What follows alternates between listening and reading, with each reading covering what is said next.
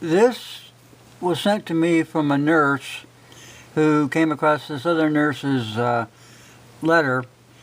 They had it posted there, and I think it's very important to get this kind of information out. I'm going to have to read this.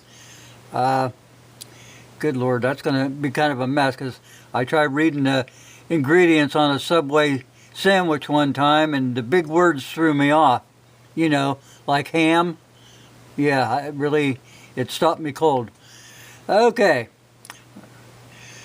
This kind of bugs me too about this flu, because, you know, you got that nitwit Fauci running around trying to still keep the country shut down, only because his buddy there, Bill Gates, wants to be able to make money off of that vaccine. You know, all this is medical, scientific tyranny. That's what it amounts to. You know, if somebody should be quarantined for 140 years, it should be Fauci and Bill Gates. And get rid of the United Nations and the World Health Organization, get them out of here.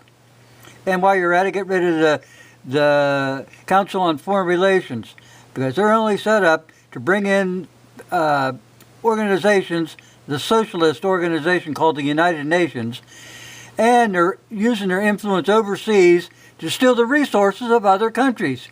You know, if they were trying to do things right, you know, with free trade and all this good stuff, they would pay them for what they're worth. But at the same time, they're trying to keep these people always down at the third world level. Steal their resources, you know, bribe their politicians, steal the resources, and the people stay in poverty, and the people at the top get rich and live happily ever after. So that's what's going on in the world. Now, Fuzzy's done with that for a while. So let's get to this. This is posted by a hero nurse. It was copied from a nurse. I wish I could take credit for it, but I can't. Mike DeWine. Let me start off with saying I am not just a concerned citizen listening to everything the media is trying to shove down my throat. I'm a registered nurse, a hero to anyone else these days. But I don't feel like a hero, and I'll tell you why. When this all started in March, I had my doubts. I thought it was crap, but I went along with their first order to stay home.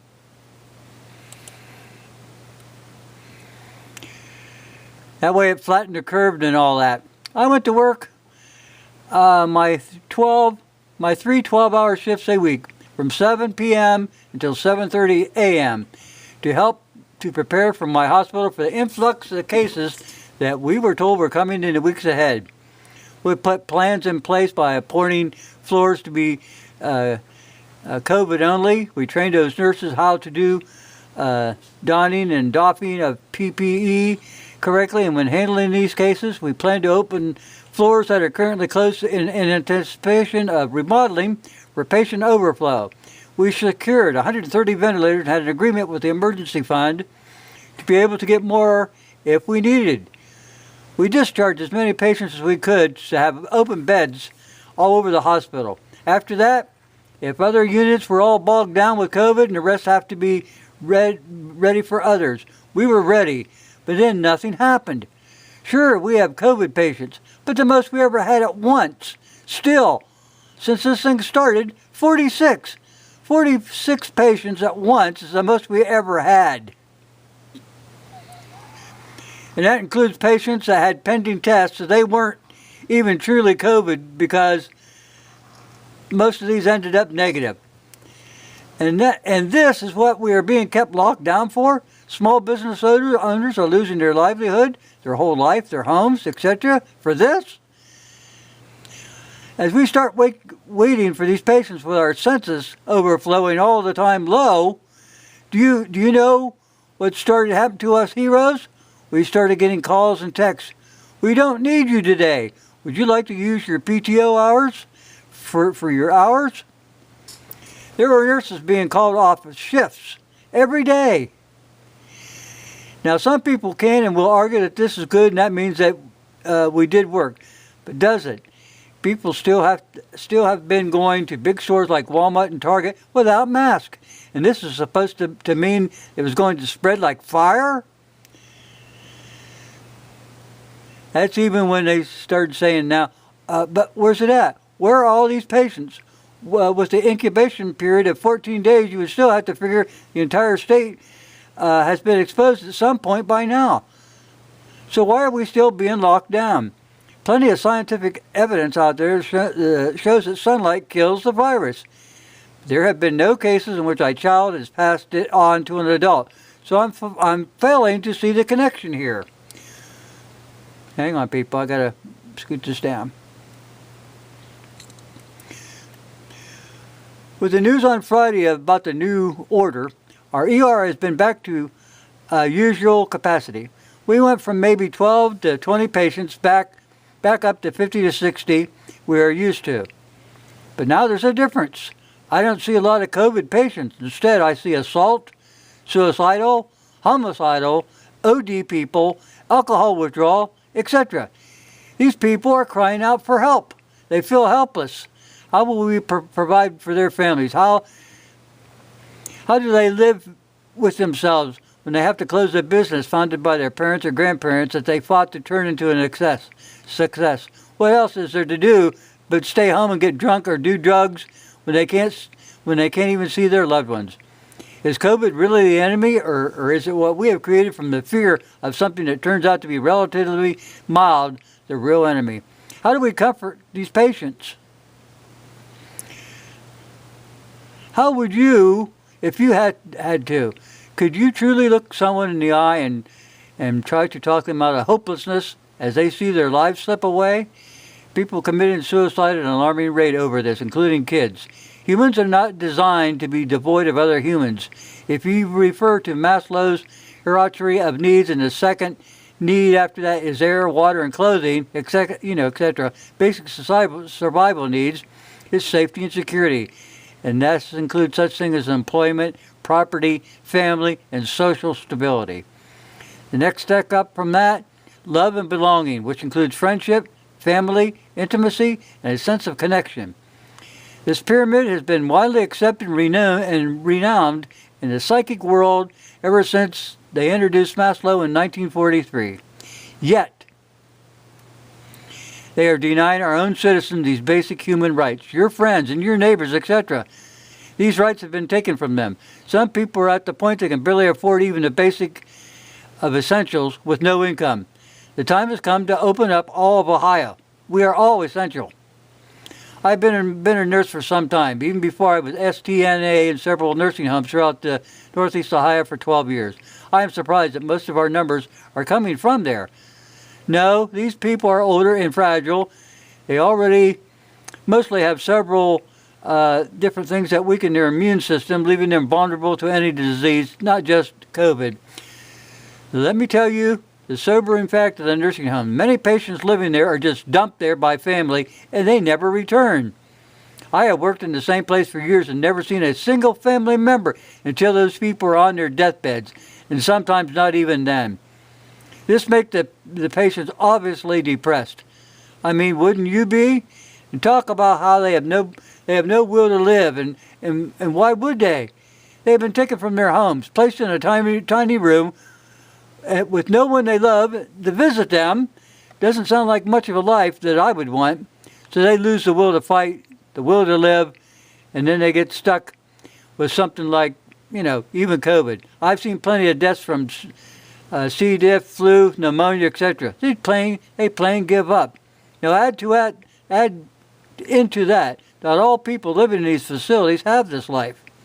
I have seen patients where the family visits every day, brings snacks and grandkids, share stories and laughs up until the final days.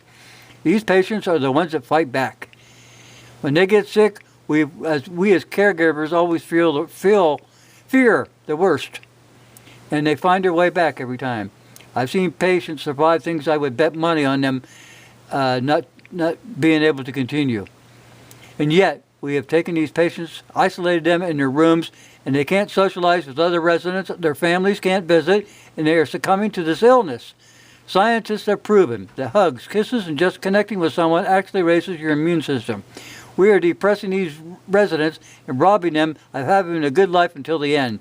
This is wrong. If you had a family member in one of these facilities, would you stand for this? I know I sure wouldn't. I wouldn't ask anybody else to do it either. Next is the mask. I understand businesses are allowed to make whatever rules they want. None of them are requiring masks like DeWine offered. When it comes to breathing too much CO2, that's what people are doing when they are forced to wear a mask for 8 to 12-hour shifts. Now, as a nurse, of course, I wear a mask at work for patient care. But when I'm not in the patient's room, that mask is off. Within minutes of wearing a mask, you feel the sweat pouring out. It's hard to breathe, you get dizziness, and headaches start. Trying to force someone to wear a mask all day is not only asinine, it's dangerous. And no one is exposed at this point. So why are you putting even more lives at risk supposedly for our safety when these employees pass out at work from the heat mixed with wearing a mask? Who's footing the bill for the medical services? Can we hold you accountable since the buck stops with you or action for her orders? Will these people have health insurance needed for the services since they have no income and unemployment is a joke? You yourself even said they went too far with masks. We are done letting the government tell us what to do. Not only that, but do you wear a mask at work? As soon as you start the conferences, you take it off. Leave it on and try to talk for that long and see how you do. The last point I'd like to make is about the CDC release of new numbers yesterday, proving that the previous numbers given for deaths in the U.S. for COVID-19 were grossly hyped, and most of us already knew that these numbers were screwed due to the deaths being lumped into anything called COVID. With the numbers released yesterday, we only had half of the deaths we had been supported by doctor action, and in Ohio the number is only 1/10 of what has been reported. The CDC reports that now there's only been 37,000 deaths from COVID in the USA, the entire USA, since 2/1/20. That's down from 60,000 they told us it was going to. Okay, now let's see. I see more and more people out daily not distancing, and finally I see people being happy. I know for my family, we went to a park and played on the equipment, and it was the most I've seen my kids smile in a long time. My kids miss their friends, and they miss going to school. My younger daughter has IEP. I'm not qualified to make sure if she is staying in line with her IEP, and that's not what I went to school for. I went to school to save lives. My daughter is failing more and more behind with remote learning. All of this needs to stop now. Your people that here in Ohio will remember you and really look out for us citizens come election time. We want what is right and allowed to us by the Constitution. I have attached images which show the evidence for all points I have made throughout this letter. Please open us up before we lose everything. I thought it was a very good letter. I probably flubbed it up quite a few times, but people, it's time to open up Ohio. It's time to open up the whole United States. If you want to quarantine anybody, you get rid of that witch doctor Fauci and put Bill Gates in his place. He's got no business practicing medicine. That's my rant. Thanks for watching.